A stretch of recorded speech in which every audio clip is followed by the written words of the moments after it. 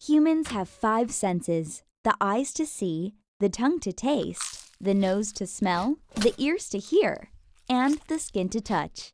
The human senses are our contact to the environment. Our eyes are by far the most important input sensor we have. We perceive up to 80% of what is around us by means of our sight.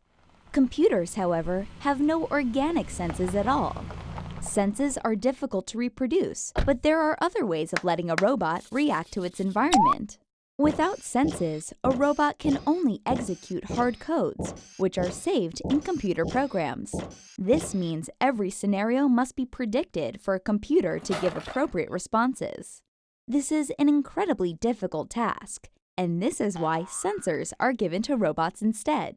Sensors are what robots have in order to evaluate and understand the world around them.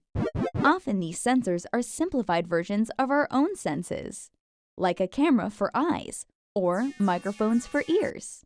Not all human senses can be reproduced. For example, taste. But there are hundreds of sensors made today that can detect virtually anything you can think of. To move around, basic robots such as many used in factories have proximity, positioning, and navigation sensors. All of these sensors allow the robot to be aware of its environment by receiving sound, visual, and other inputs. They are referred to as input sensors, because they take information from the environment and put it into the computer program.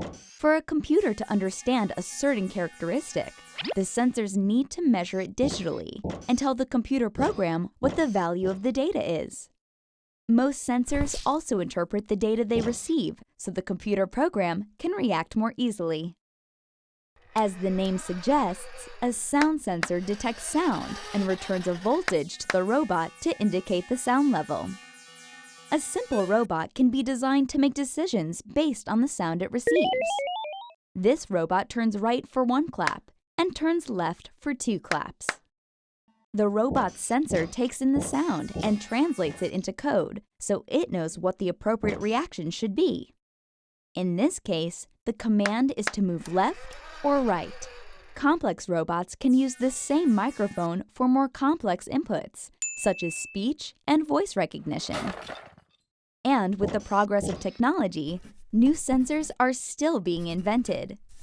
Sensors allow the robot to determine sizes, shapes, space between objects, and directions. They are the link between a computer program and the real world by translating sensual information into digital values.